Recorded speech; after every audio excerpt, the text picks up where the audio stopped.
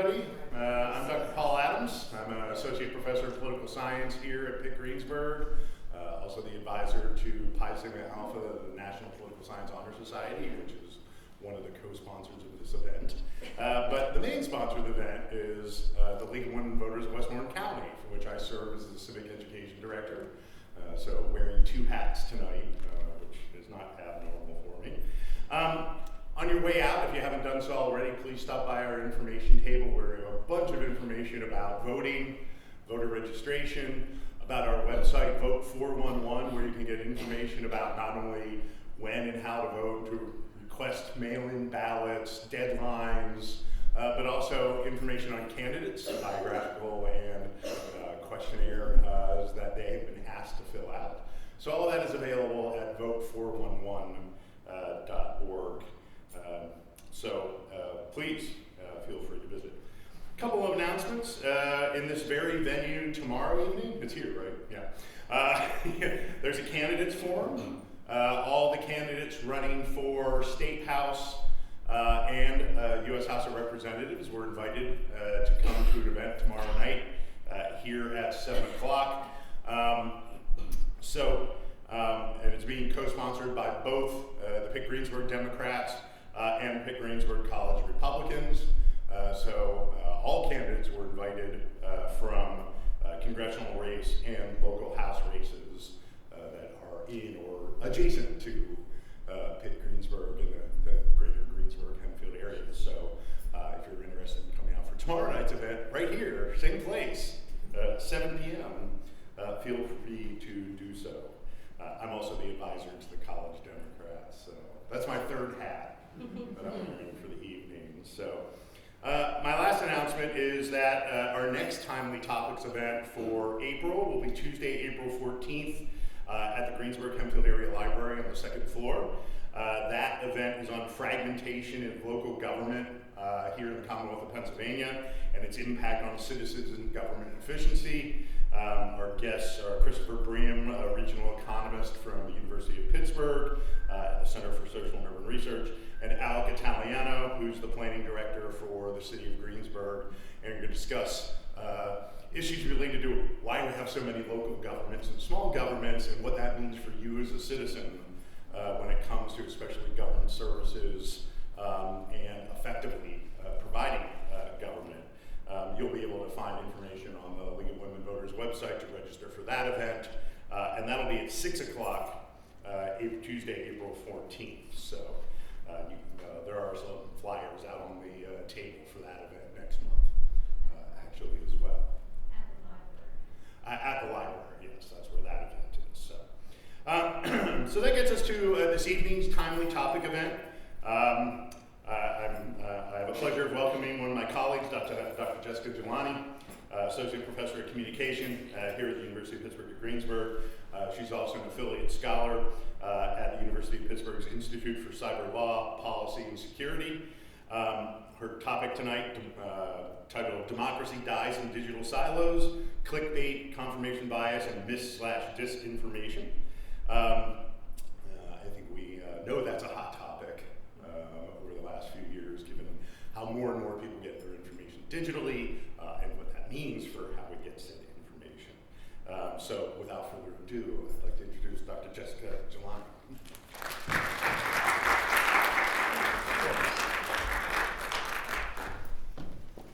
Good evening, everyone. Thank you so much, Dr. Adams, for introducing me. There's the flyer. Before I get started, I just want to say thank you so much to the League of Women Voters for hosting this talk and to Pi Sigma Alpha for co-sponsoring the talk. And I want to thank Dr. Adams for inviting me to be here tonight. The work of organizations like the League of Women Voters is so crucial to the sustenance of our democracy, and we know that that's something that is very, very badly needed right now. When I feel despairing, when I want to turn to doom scroll to kind of cope with how I feel about the world, I always remind myself that the best way of dealing with that is not doom scrolling, it's leaning into local politics and getting involved. And I know that the League is a nonpartisan organization, but I also know that there are people who wear many hats and often often you know, get involved in other kinds of ways. So I just want to thank you all for the work that you're doing and for your interest in this talk tonight. So just a little bit about me. Dr. Adams already did a really good job of this, but I have always, for as long as I can remember, been kind of obsessed with the news. I have always been an avid consumer of news, and that's probably part of why I'm so prone to doom scrolling. I am a media studies professor, but my orientation toward the topic is mostly from that of a historian. I'm really interested about how people communicate and use media over time, and how that changes the ways that people interact with media and understand information, and then, you know, feel either enfranchised and involved in their communities, or divided and isolated from their communities. I began doing community outreach work on this topic in 2018. And by that point, our information environment was already so incredibly distorted that it felt like it was, you know, kind of too late to make a huge difference in it. But I offered lots of workshops, and I have parlayed that into a fun little side thing that I do on television, where I talk about technology and media literacy a few times a month on KDK's Talk Pittsburgh. But what really matters to me is doing these kinds of talks in the community, because it allows me to think about the things that I do in the classroom in ways that are much more robust and, you know, kind of like impactful in a different space than what I'm used to. So I'm gonna just start off by talking a little bit about fake news with all of you, because the verbiage is something that has kind of fallen out of fashion. It's gotten highly made into this academic subject area by calling it mis and disinformation. But about 10 years ago, that was the parlance that everybody was using, thinking about it as fake news and what do we do about this problem of fake news. It was certainly nothing new. Our information environment has been distorted and had all sorts of trouble for a lot longer than 10 years ago. But technology has certainly accelerated the power of distortion and the scale and scope of distortion that we see. So just to clarify the academic terminology, misinformation is bad information that's by accident, and disinformation is wrong with an agenda. So misinformation is often a loyal foot soldier of disinformation. But these are academic terms that don't actually matter that much.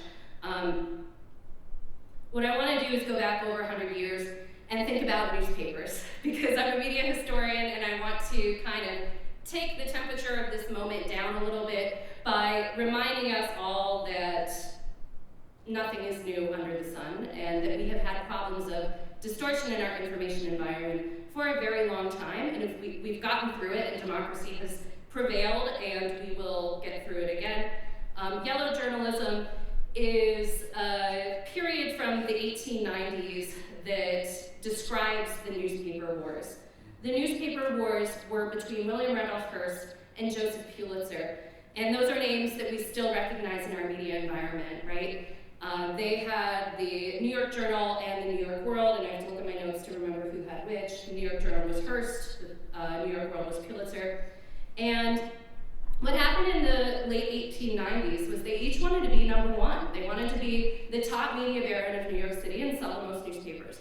And so what they did was they kind of sensationalized and exaggerated to the point where some historians attribute the United States entrance into the Spanish-American War to the misinformation and disinformation that was in the newspapers about that situation.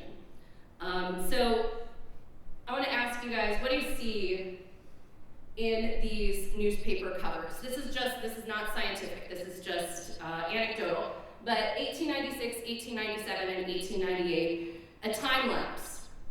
What do you notice about the one on the left from 1896? Yeah? As you go advance in years, more illustrations and in much bigger typesetting. Yeah, the headlines get bigger. The image comes to dominate the space of that front page. And we know just from our orientation to newspapers, if you are a newspaper reader, I know that we're a dying breed, that the front page above the fold is where the most important stuff goes in just how we kind of lay out that image that we look at. And I now have to explain to my students that the reason why the front page above the fold is so crucial is because it was where you would see the newspaper and decide if you wanted to buy it in a box that is now like a little food pantry or in a landfill somewhere, right? So this kind of push to sensationalism is not something that is brand new, but the scale and scope of it has certainly changed. Melissa Zimdars, a media studies professor at Merrimack University, categorizes fake news as a kind of continuum. She says that the most egregious kind of distorted information that we encounter is not always that egregiously, like, overtly fake stuff. That instead, there are, gray areas, and there's clickbait, and then there's satire, like The Onion, where if you don't know, if you're not in on the joke, you might not realize that something you're reading isn't true. And because of the level of absurdity in our information environment at this point, sometimes I will read something that's satire and be like, wait a second, is this correct? So we're in this kind of really bizarre information moment. I always like people to reflect on how they get their news information when I do these talks. Do you get your news from television? Do you get it from newspapers? Do you get it from social media? This is a picture of a research study from people from the Pittsburgh area, which Westmoreland County is counted in that, and how they get their news. And at the time, most people got it from television often. They said television most often, and newspapers, but that's something that is shifting a little bit. As we are increasingly turning to digital sources, what's happening is there's this decline in trust in legacy media. And that's happening for a bunch of different reasons. And Gallup has been tracking this since at least the 1970s. The trust in mass media graph you see on the right. And on the left, you see that people actually don't really have a lot of trust in or know where to trust anything, but they have low trust in digital information too. So we have this circumstance of eroding confidence and trust in mainstream news, but we also have this circumstance where people don't trust what they see online either, which is really a perfect storm for not knowing what to believe or where to turn for information. And that's something that I think is a huge part of why our democracy is in such a fragile state. Because when people don't know what to believe, it is that much more possible for nihilism to become an appealing idea. Like, what's the point? If I don't know what's the truth, if I don't know where to turn or who to trust, then what's the point in even paying attention to politics at all? So I always look to the past to kind of understand how to make sense of this moment. Agenda setting theory is a theory that came from a political scientist, it kind of came from him. He didn't call it that, but what he said that was really astute and kind of defines agenda setting theory is that the press may not be successful much of the time in telling people what to think, but it's stunningly successful in telling them what to think about. And he said that in 1963. So agenda setting theory is this idea that we don't necessarily get our information as a kind of, we're not a receptacle for that information, but it shapes our ideas about what matters, what has value in news, what is newsworthy. So we're in this highly porous digital environment that has become even more complicated and murky than the middle of the 20th century that Bernard Cohen was describing. So for example, a week or so ago, every opera and ballet company was dunking on Timothée Chalamet because he had said that he was so glad that he was in film rather than in one of the other art forms that struggles for financial security and relevance. And that, he got so thoroughly lambasted. It was really an over-the-top kind of everybody gang up on this guy because we're really upset with him. And it, I think at a certain point went a little too far, but the mainstream gossip news, it was something that went viral online and then reverberated in mainstream media. So this flow of information is in multi-directions. So viral content has become its own kind of news value. There are two levels of agenda setting. The first establishes the common subjects that are most important. So everybody knew that they should have an opinion about Timothy Chalamet's comment, because we all, are like mini talking heads and have to have our hot take about all of the topics today.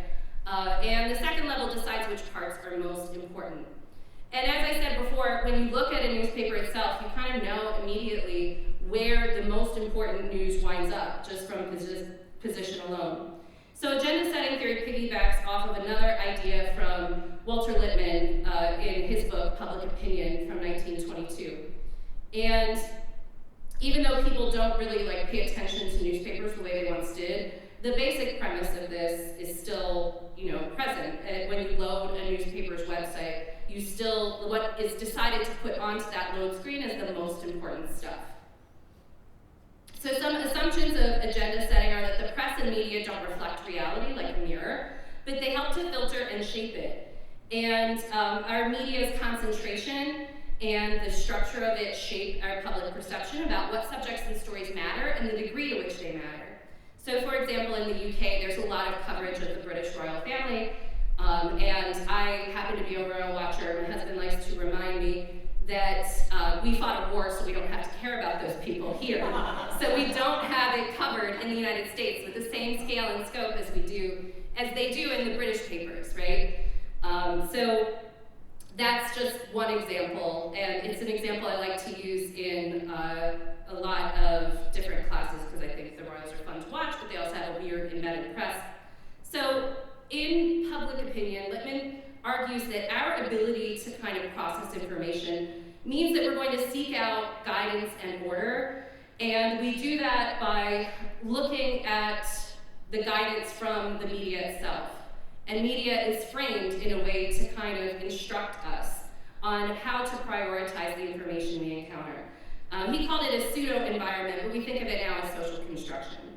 So news is a venue to help us understand our world, and it helps us news puts forward those common interests and allows us to establish, what those common interests are that we should all care about and have an opinion on.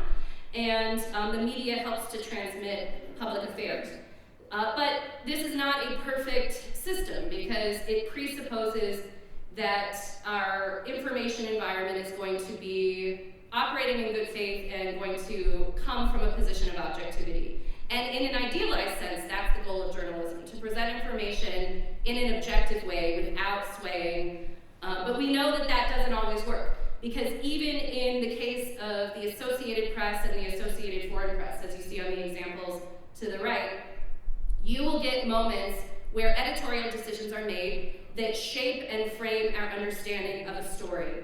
So these images that you see on the right are captions and photos from the aftermath of Hurricane Katrina in August of 2005. On the top, the Associated Press, which our newswire services are regularly rated to be the most neutral, the most kind of trustworthy and verified and good at objectivity. The caption reads, "A young man walks through chest-deep floodwater after looting a grocery store in New Orleans on Tuesday, August 30th, 2005.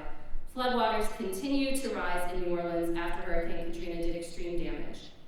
And then underneath it, we see a different image with a very similar, but importantly different caption. And this is from the Associated Foreign Press. "Two residents wade through chest-deep water after finding bread and soda from a local grocery store after Hurricane Katrina came through the area in New Orleans, Louisiana." So in the top picture, we have the word looting. In the bottom picture, we have the word finding. What is different about that? Black and white. Black and white. And what are the connotations that are evoked with those word choices? Yeah. I think that the one child is stealing rather than finding. Yeah, the word looting has a criminality to it. It has this connotation of wrongdoing. It doesn't conjure our sympathy. It doesn't make us feel about how awful the plight of that person must be, that they are desperately looking in these flooded waters for something to eat. Whereas the bottom is much more neutral. It's much more sympathy garnering. And this is from the Associated Press and Associated Foreign Press, the most neutral of verifiable, trustworthy sources. So even in like the best case scenarios, sometimes they still get it wrong. And that is something that, you know, happens all the time. Language choice frames our issues and shapes our public opinion, even when that's a scenario where, you know, the news isn't telling us what to think, it's telling us what to think about. But it's shaping how we think when it makes decisions like that. So why does this matter? Journalism is the fourth pillar of our democracy. It is supposed to serve as a kind of check on the balances of our government and other public institutions that might receive nonprofit status, for example. The expectation and aim is for objectivity, but we know that that's a really difficult bar to clear. So when I think about this in terms of the logical role of news, I think a lot about like what can we do if our free media is constrained by the increasing consolidation and concentration of our media businesses.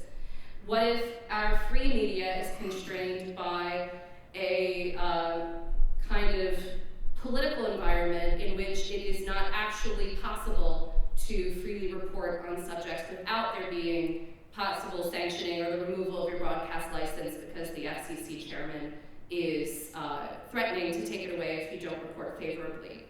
So there are all kinds of implications that you can think about this, and we can juxtapose this in countries with more authoritarian governments and how that would, you know, hinder the ability for that accountability that journalism is supposed to perform. But in the United States, if you look at World Free Press rankings, the United States doesn't rank above 50-something because of the role of our corporate media in constraining the ways that news can be reported on and what stories get to be newsworthy and a part of the agenda that is set.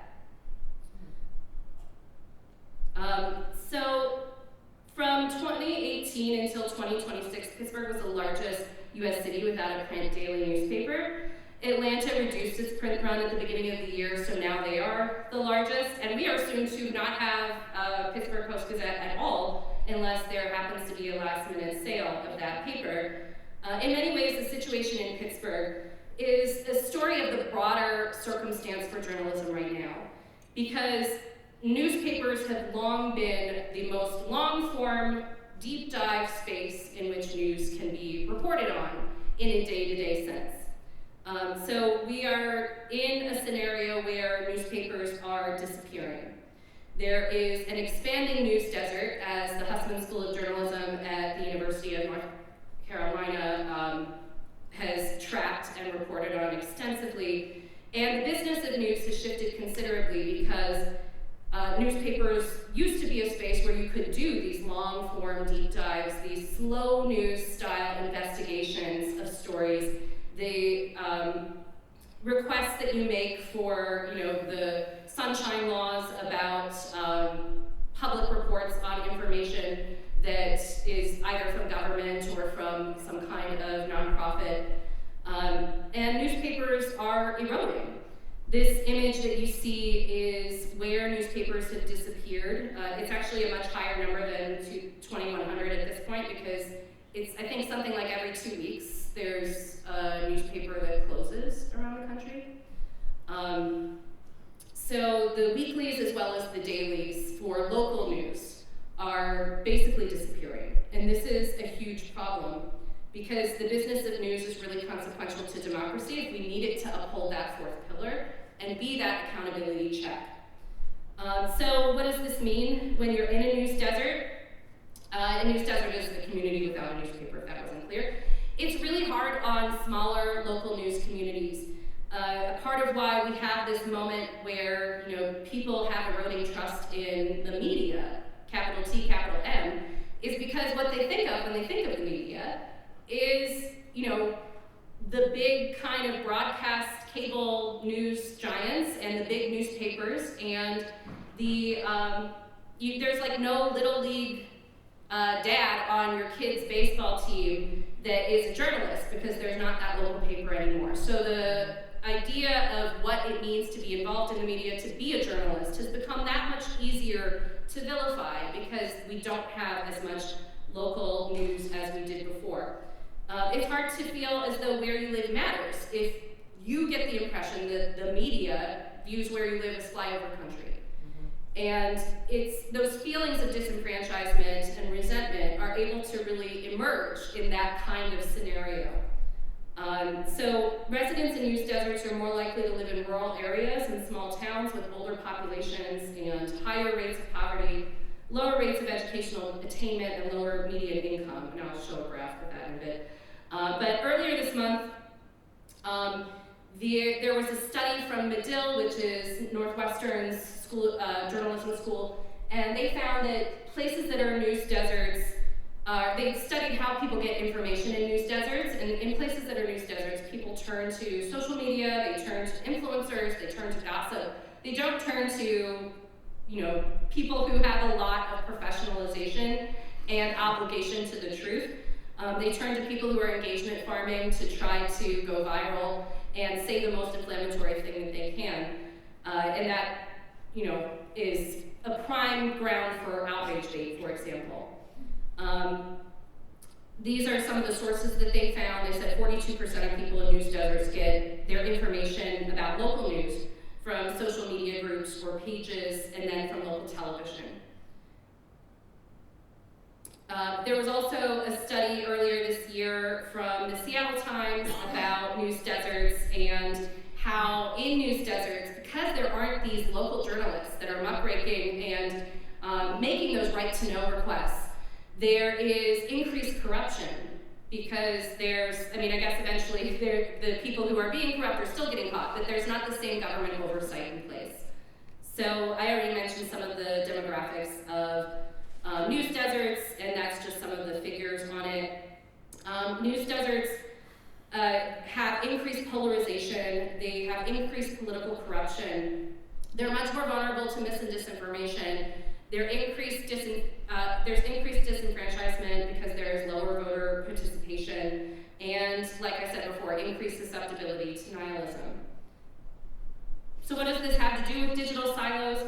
When we have our trust in media decline, inroads for all kinds of opportunists and engagement farmers and bad faith actors crop up. And as sources kind of fold or change, there's a lot more opportunity for manipulation of our information environment. And we've seen that through the rise of botnets and troll farms, through the rise of AI deepfakes, and through the rise of different kinds of partisan news sites that are positioned in a way that make them seem as though they are really trustworthy or professional seeming, but they have a very clear agenda. In authoritarian governments that don't have free press, the manipulation of the media environment is even worse. So in Saudi Arabia, for example, after the Washington Post journalist Jamal Khashoggi was murdered, there were troll farms and botnets that were tied to the Saudi Arabian government, showing that they were trying to steer conversation away from that bad press kind of situation. They didn't want to face the scrutiny, and they were able to do that by deploying botnets and troll farms to social media spaces and steering conversation away from any criticism of government. So we are in a moment right now that some scholars describe as dopamine culture. And I don't know if I'm not a neuroscientist, so I don't actually know like the specific brain processes, but I do know that scrolling this gives you a dopamine hit. And that's part of why I was in a casino recently, because I was trying to find a Starbucks when I was out of town, and that was the only place where you could get a coffee. And so I walked through a casino, and I was so bewildered and confused, and I know that it's designed to be like that, but it wasn't just because of the rug clearly having like a pattern that was meant to make you get lost, and the lack of windows. It wasn't just that, it was also that there were these giant, like, life-size phone screens everywhere I went. And so that kind of dopamine hit in the gambling setting, it just was really astounding to me that like all of the slot machines now, they're not the same, they are like basically giant phone screens.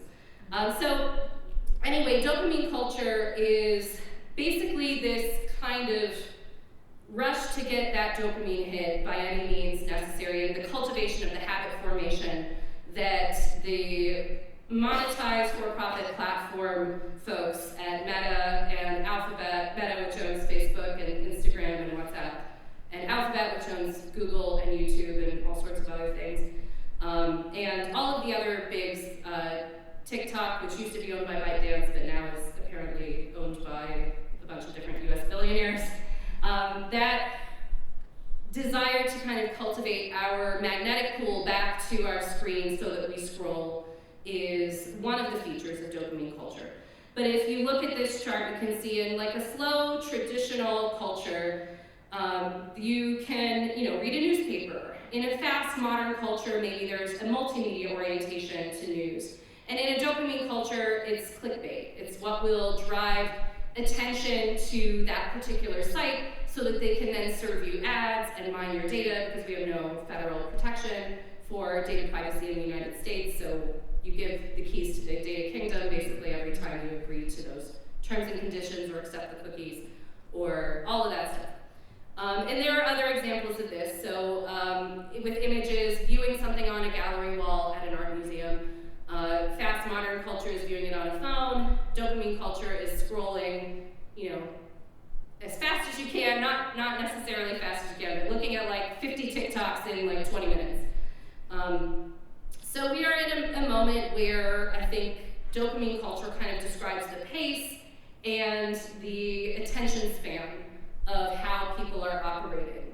Technologies are not neutral. They giveth and they taketh away. Marshall McLuhan is the most famous media studies figure in history probably, and he was an unapologetic technological determinist. And he argued that the medium is the message, meaning that the venue for how we communicate and interact and use and encounter media are much more consequential than any individual fragment of that media or bit of content of that media. So it doesn't matter that, Timothy Chalamet went viral and everybody dumped on him for a few weeks. What matters is that we're all just looking at our phones and seeing the kind of mob mentality of finding somebody to dunk on, whoever the main character of the day is that week. So fast but sometimes inaccurate news reporting is a tech-influenced outcome of this time. And this rise of dopamine culture is something that has been cultivated very deliberately by the people who are the heads of these for-profit monetized platform companies. But it's one of those consequences of this time.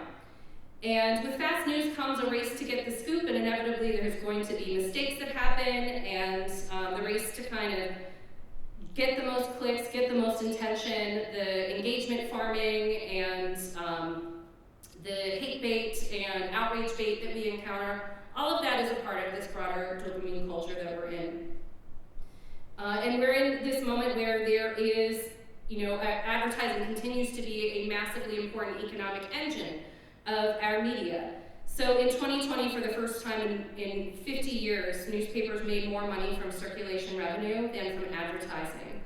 And you would think that that sounds like a good thing. That means people are subscribing to newspapers in large numbers. But that was not what that figure meant. What it meant was, by that point, the advertisers who paid the salaries of those journalists so that they could have a livelihood and work full-time as journalists were no longer there. They had left for Facebook Marketplace. They had left for Zillow.com. There's no more revenue from advertising, which historically had been the primary way that print media makes money.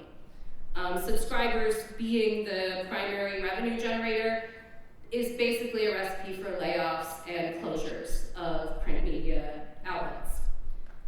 So you can see the revenue falling off a cliff in the graph on the left from Pew Research. It falls off a cliff right as social media is really taking off.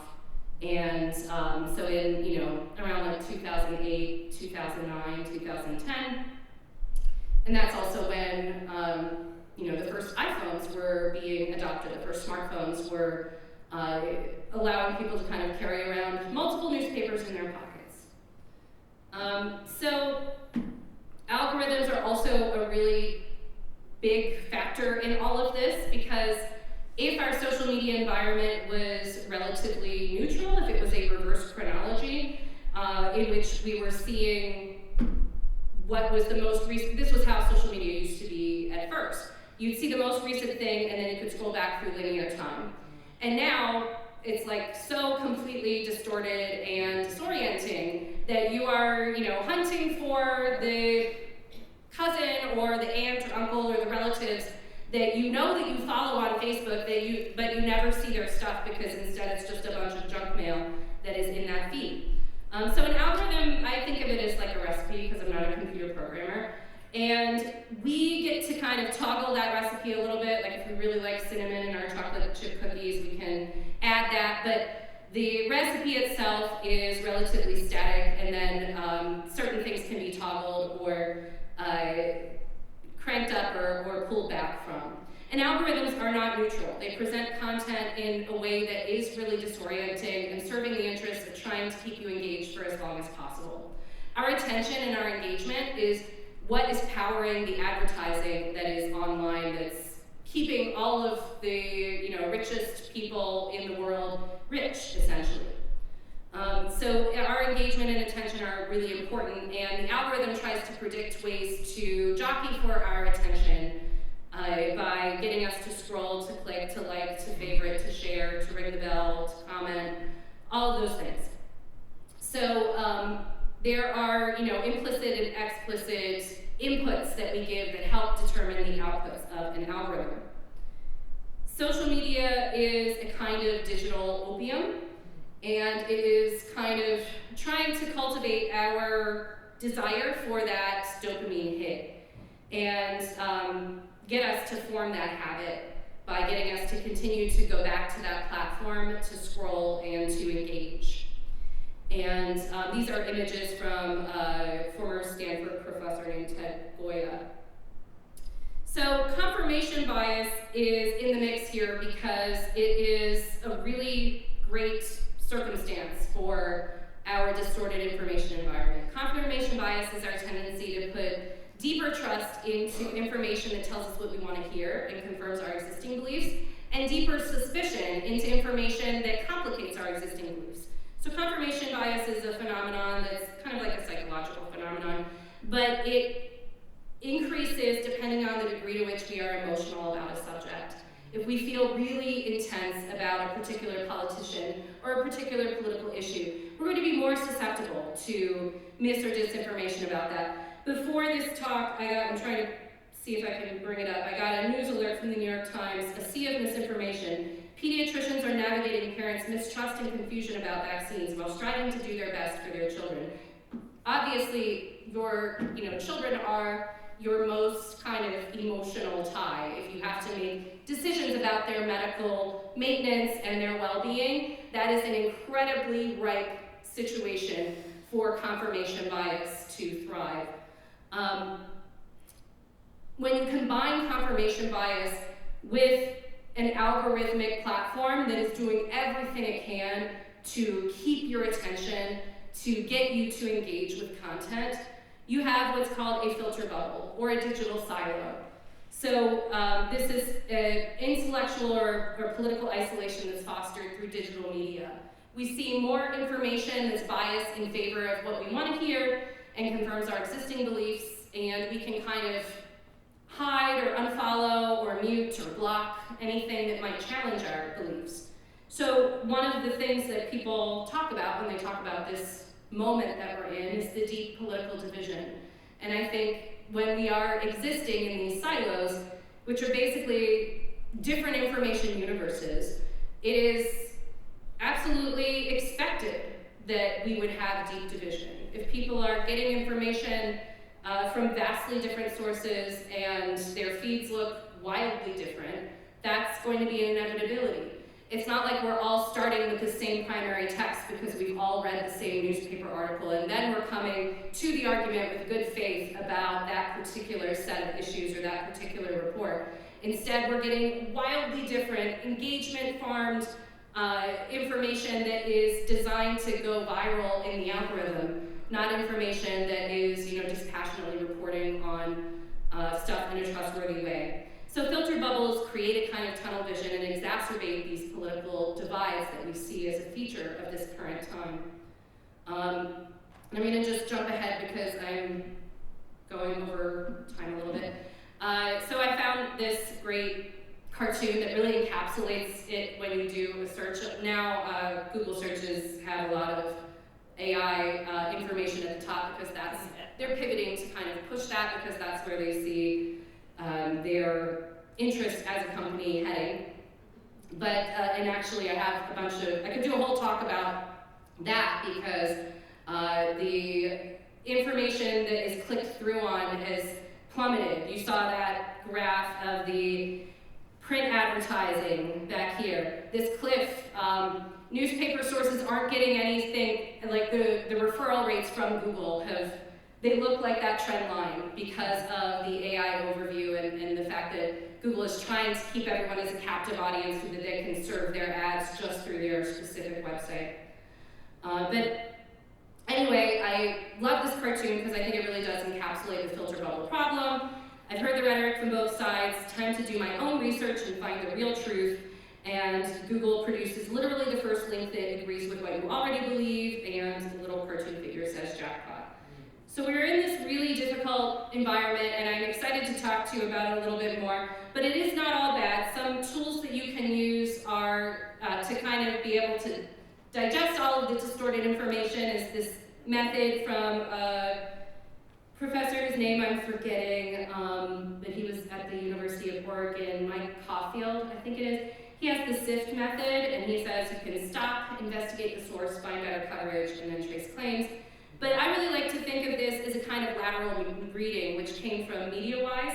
Lateral reading is when, rather than kind of succumbing to confirmation bias and getting emotionally wrapped up in a topic, instead you read across different sources and make sure that what you are, getting reported on about or learning about is verified and valid, and that it's not something that is just a random source of clickbait or something that you have been siloed into and engagement farmed in ways that are bad faith in terms of information. So I wanted to just kind of end there and see if people have any questions or comments about, I know some of it's a little bit despairing because I don't end with very positive notes, but one of the things that I think is really important to do is to engage with these ideas and think about how our technology is distorting our information environment, and every time that we open up an app or a platform, the information that we see is skewed in favor of keeping our attention for as long as possible and distracting us from what can actually make a difference, like getting involved in local politics, doing voter registration drives, as I know the League of Women Voters does quite regularly.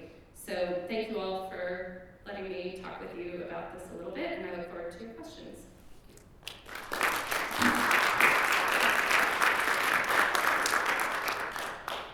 You touched on it briefly at the end, but I'm not clear on how the steps you take and what you do to make sure what you're putting out there is verifiable and provable.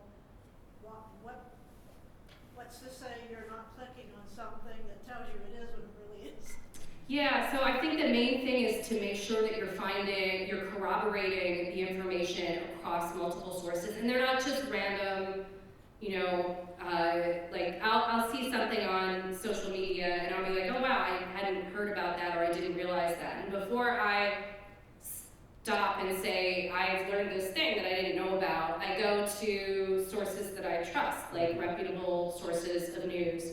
I go to sometimes the websites for the broadcast television networks like abc.com, or I go to the NPR website or to a newswire service like Reuters or the Associated Press, and I look there to see like what are they saying about it, because if it's something that they've reported on, then I can find that to be more trustworthy. Those kinds of sources, if they do report something false, there's a lot more blowback, there's a lot more consequence. Whereas, people can just say anything they want in social media spaces without a lot of consequence. Yeah. I've found that oftentimes misspelled words in the blurb It, It indicates this is bogus. yeah, that's a good tell for sure. If there's misspellings or if there's weird punctuation, sometimes that can be, you know, something that had been automated or something that, you know, some random person did. Although I found typos on legitimate websites too, because unfortunately when news organizations cut their budgets, one of the things they get rid of are fact checkers and copy editors. So that's something that, you know, I see a lot of, I'm surprised by how many typos I see in news organizations that I trust. Yeah. Yeah. Also, when I double checked some things, Mm-hmm. and then twice it's come up, one of the AI Yeah. things, twice it's given a completely opposite definition of what I was searching. Oh wow. So that, Yeah. and I knew, and I said, well, that doesn't sound right, and then I'm going to the main, the legacy networks and double checking, and it's like, cause that doesn't sound right either, you know. Yeah, I've had that I could be happen wrong too. so I'm double checking and triple checking. Yeah, I mean, it's not ideal because it does take more time, but at the same time, like the speed with which our news is reported is very, very fast. So fast that, you know, maybe it's not sustainable, I would argue, that maybe we need a little bit of a slower news environment so that the story can simmer a little bit and they can confirm information and that kind of thing. But one of the things I've noticed when I will search for something, because of the prioritization of that AI overview at the top of a Google search, the large language models train on existing information, and if it's breaking news, they're not going to have existing information that their model's trained upon. So in, I think it was September, when the political figure Charlie Kirk had been assassinated, I had searched, like, is Charlie Kirk dead? Like, I was so stunned and I hadn't gotten the news alert yet. And it had started to be reported that he was, and the AI overviews for a while after were saying, like, no, he hasn't. So that's another thing to keep in mind, that anything that is a large language model based sourcing is not going, unless it's been updated with whatever the newest information is, it's going to have a lag on what it synthesizes, and it's a probabilistic model too, so it's not even, you know, generating, it's not the same as search. It's not a close-ended thing. It's basically predicting what a likely response would be to that query, and that inevitably is going to be wrong sometimes. The ad fontis media bias charts, do you find them helpful? I mean, they do seem to update quite frequently. I do. I didn't talk about them in part because I had to make this talk a little bit shorter than I usually do bring them up as a source.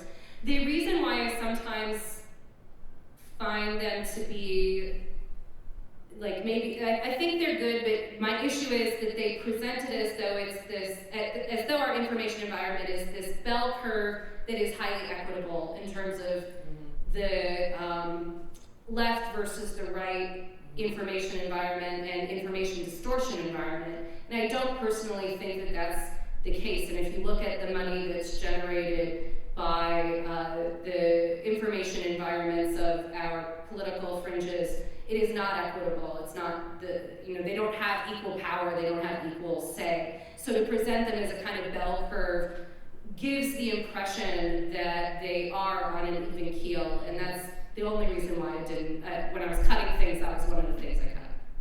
But yeah, I do think it's better than nothing, for sure. And in general, I would say, rather than thinking about like the bell curve aspect, looking at sources that are in that top middle square, that are the most neutral, most reliable and reputable, that's, I think, the most helpful part of that chart.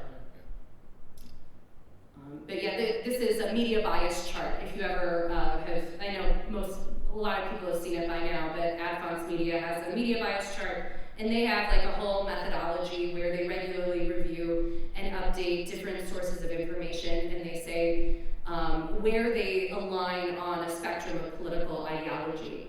And they lay them out on a chart, and my beef with it is that I don't think that it is quite as balanced if you look at the money that is, how it's a lot more profitable to be an influential political website on one side than it is on another. Yeah. This may be a similar question. There's a service called Ground News. Mm-hmm. I've heard of it. Is Yeah. it the same thing? I mean, they'll present an article and then they'll show different sides to it, like how that same issue was presented. Yeah, I've seen Ground News, and they kind of try to balance out what is presented and how it's framed. Yeah, and I think their PolitiFact does that as well. Like they'll try to kind of make sure that what is being reported on is as neutral as possible, and they'll fact check different information and make sure that there's not distortion to the information. And there are a number of services that will do that. MediaWise is one of them, and that Ground News I think is another. And I have a bunch of other sources that do those sorts of things that I compiled at one point, but I just didn't put it in this particular slideshow, but I have some resources to that end if anyone's interested in reaching out for things like that. Ground News is Canadian, it has that going for it. Oh, that is a good They thing. just looked it up, yeah. That is a positive thing, because they are higher on the World Free Press rankings than we are. So, go ahead. I think you touched on it a little bit, but about journalism integrity, and are there organizations that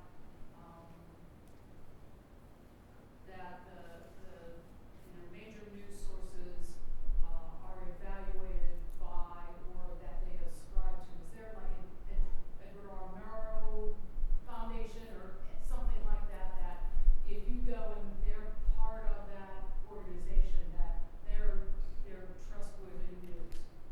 So there are a lot of different foundations that are invested in addressing the problems of the local news deserts that I cited and the problems of mis and disinformation, but they're all sort of operating with different, they're sort of like running with parallel interests but not synthesizing in that way.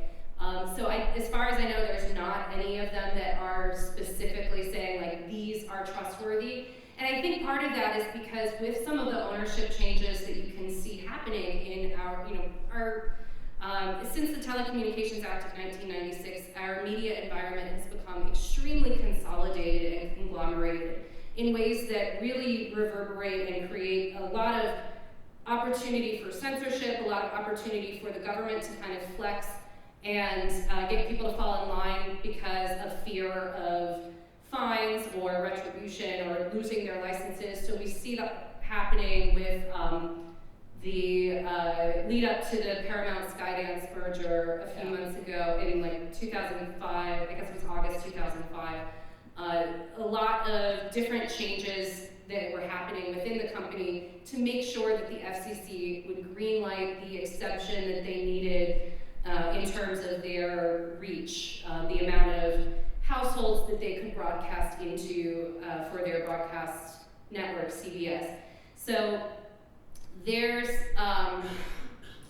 are, I think, like one of the major consequences of this consolidation and conglomeration is that we have this problem where I don't know that we could securely say that any one outlet is going to be reliable all the time or able to be trusted all the time. And we saw, the influence of the newspaper owners, whether it be Jeff Bezos or I'm forgetting the name of the LA Times owner, who's another tech billionaire, saying that the editorial board is not allowed to endorse a candidate in the lead up to the 2024 election.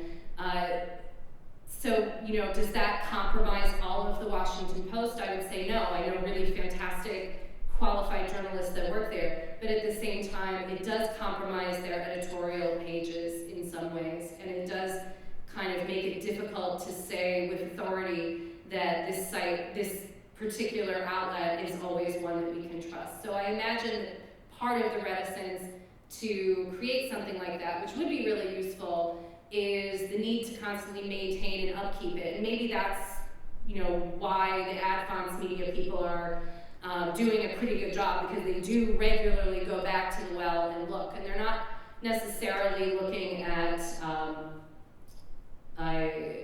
regular, like, one-off mistakes that have to be corrected.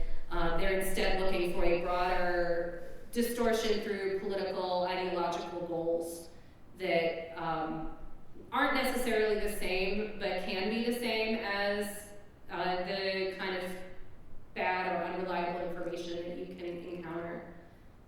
So I don't know if that kind of helps, but I think maybe Ad Fonts Media does something like that with their media bias chart, but the Knight Foundation and the big J schools, big Medill and the Hussman School, for example, have a lot of institutes that are looking at and researching these different things.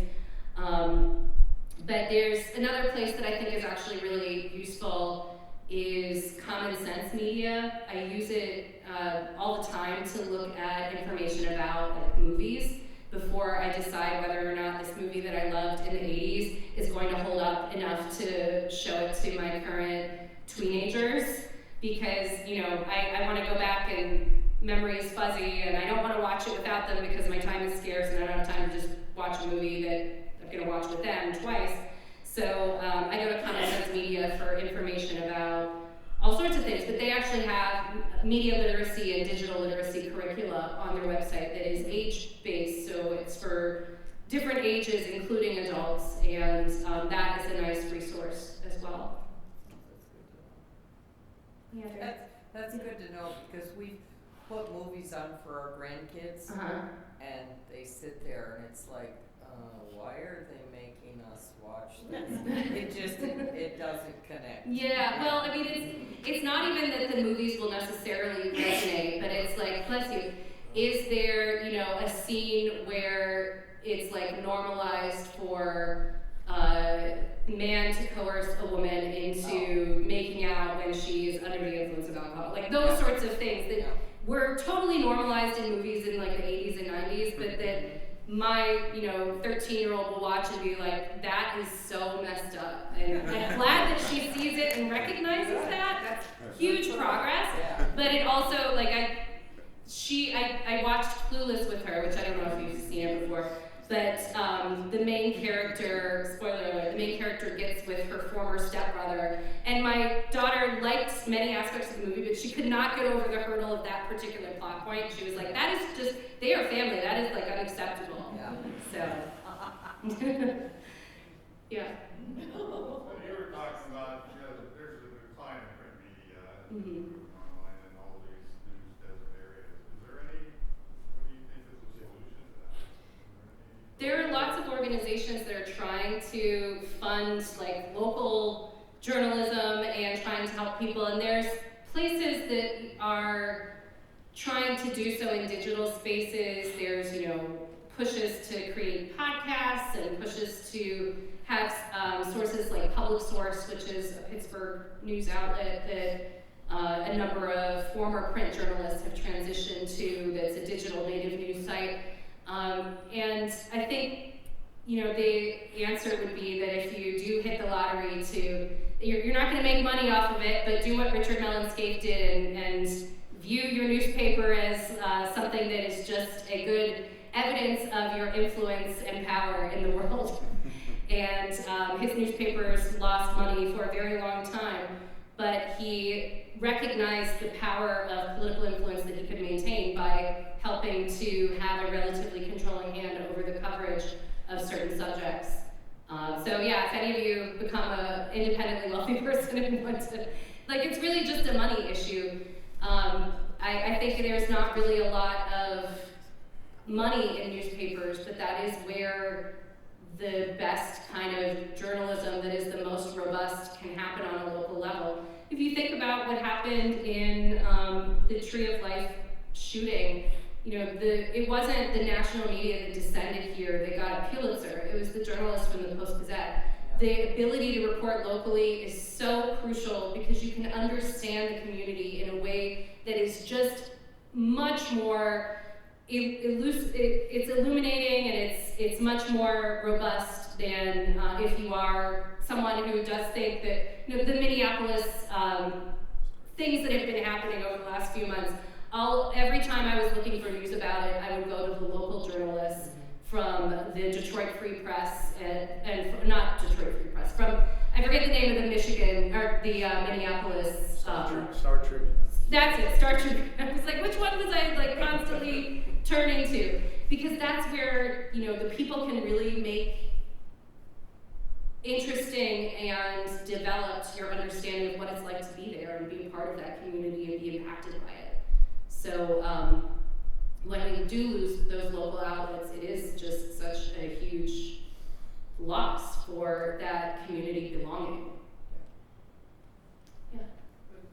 To their point though, unless you win the lottery, we're not gonna have local coverage.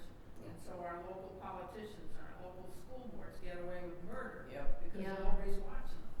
Yeah, and I think that is so incredibly, demoralizing. It's something that it really does, I feel, when I do feel that despairing kind of, I'm gonna just doom scroll myself to sleep tonight, it's because of that scenario where the area where I grew up in the Mon Valley, and I'm from Monongahela, and yeah, there's just not, there is a local paper sort of, but it's not the same as it used to be when I was growing up. The ability to have somebody going to those school board meetings and reporting on them in the paper, there's just not the payroll to support that kind of journalism.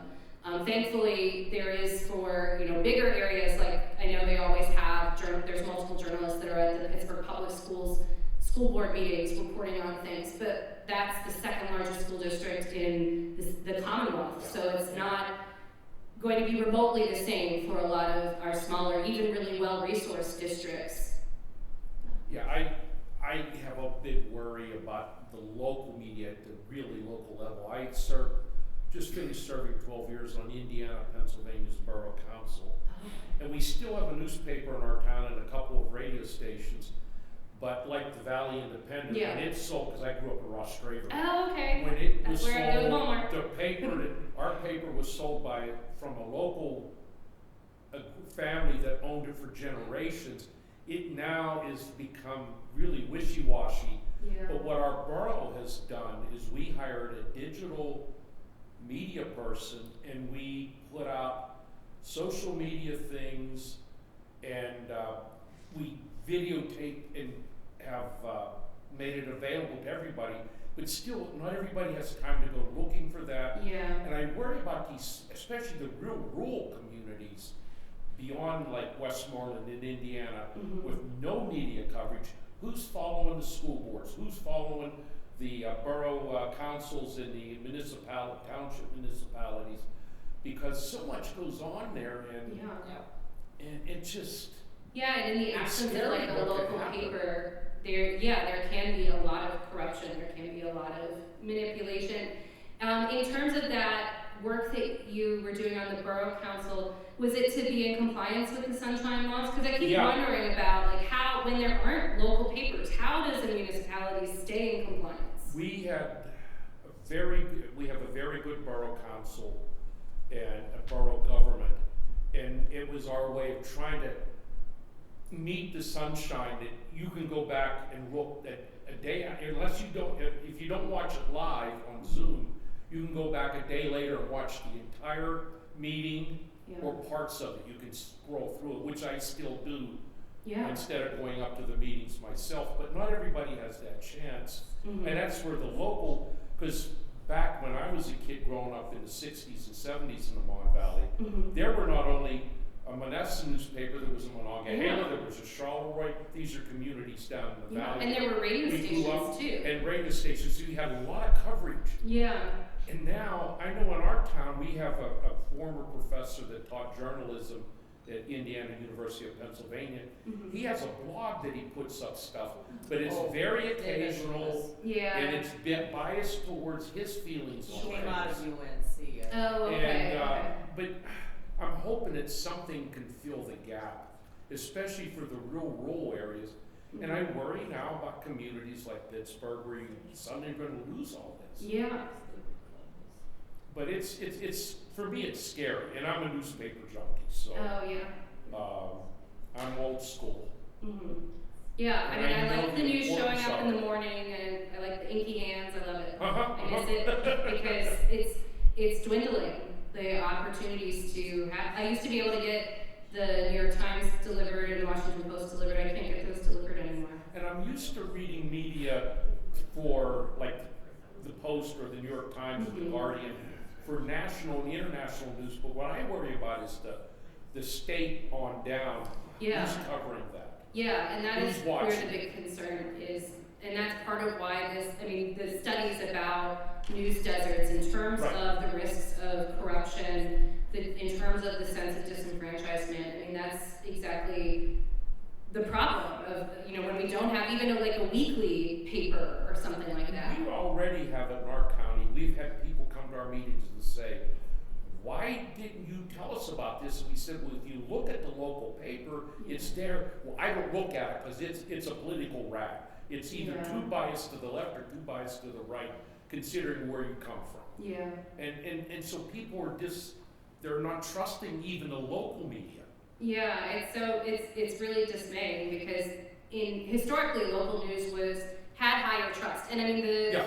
it still does. If you look at some of these polls, local television has surprisingly high trust, even though we know that that's not necessarily. I mean, there are examples of when the owner of a bunch of the broadcast affiliates would literally dictate how and what would be reported, and there's a video of a bunch of Hearst reporters, I think it was, or maybe it was Sinclair, all saying the same Sinclair. report in unison. Sinclair, Yeah. yeah. So, yeah, I wish that there was something that could be done to kind of reverse this trajectory. And I don't know what the answer is, unfortunately. I just know that I'm going to keep buying the newspapers and reading them and trying to champion local journalism wherever I can. Excuse me. Yeah. Have you heard anything about a movement called the Documenters? No. There are multiple cities where their newspapers have pretty much imploded, and the newspapers, with their limited resources, have gotten together with citizens. They've trained citizens. They're sort of like I'm a retired reporter. We used to call them stringers. Oh, yeah. They have set up templates for it at different wow. places across the country. Dayton, Cincinnati, Columbus have started to do that sort of thing, and it's a movement. What is it called again? The Documenters. Documenters. Documenters.org. Yeah. I'll have to look that And, up. yeah, and Thank when you you. talked about your Indiana paper being bought up, the Yeah. same people who own the Latrobe paper, the Samples Group. Yeah, that's the The group. Latrobe paper was bullied into never running another editorial cartoon. I don't know if you heard this last year. No, I They didn't. ran an editorial cartoon that offended a very powerful state lawmaker. And they started a letter writing campaign, no more editorial cartoons. Wow. And the editorial page has pretty much disappeared as well. Yeah. Oh, geez. Same with our newspaper. When the family owned it, I used to working out in the same gym with the same trainer as the owner of the newspaper, and I would tell him he's doing a good job because I would hear people who were left-leaning and right-winging both saying that it was biased toward the other side because they would do political cartoons from both You sides. knew you were doing a good job. Yeah, you were You had everybody So maybe everybody saying now they were is biased, right. and their editorials were always more a little bit of this, a little bit of that, and then you chose, yeah. But it's disappeared into almost the vapors, and I still support the paper because they do cover the major municipalities in our Mhm. county, but a lot of the little townships and all, they no coverage whatsoever. That's what they've been doing with the Documenters, sending them out to those Yeah. areas. Wow. I I just looked it up and they tell you how to form your own organization. Oh, that's cool. Thank you. I just wanted to add that, you know, we focus a little on local, but the international news coverage has really suffered badly from. Oh, yes, as especially well. with the Washington Post. The Washington layoffs. Post, New York My Times, the LA goodness. Times, they shut down many of their foreign bureaus. They Yeah. rely The much Washington more Post has no heavily. one reporting from the Middle East or Right, from they Ukraine. often rely much more heavily on Yeah. the wire services. You Yeah. can see Yep. that all they run are wire service things about Yeah. international, which while good, typically it's a smaller number, and even they edit the wire service articles sometimes, which is a problem. Yeah. Luckily, in the international, you know, if you go online, you can go directly to foreign news sources, which is often really good. Because it's kind of weird when my students ask me, what do I watch? And I'm like, well, I read The Economist, I watch the BBC, Yeah. I read The Guardian, Yeah. and I'm like, Yeah. okay, apparently the British are the only ones left doing like high quality Yep. journalism. You know, the reality is that other countries fund their media. Yeah, that's Yeah. true. And they allow them to be independent, and Right. that really is the answer. Right. But I don't think that in this Yeah. current political Yeah, environment, probably that's not not gonna going to happen. But, But that, I think, would be the way to bring back local news. If we could get there, if there could be political will to support it, which is probably not in my lifetime, I don't know. Those countries fund healthcare too. I know, yeah, Yeah. yeah. So, Oh. any additional questions? Well, let's give our guest one more round of Yeah. applause. Thank you.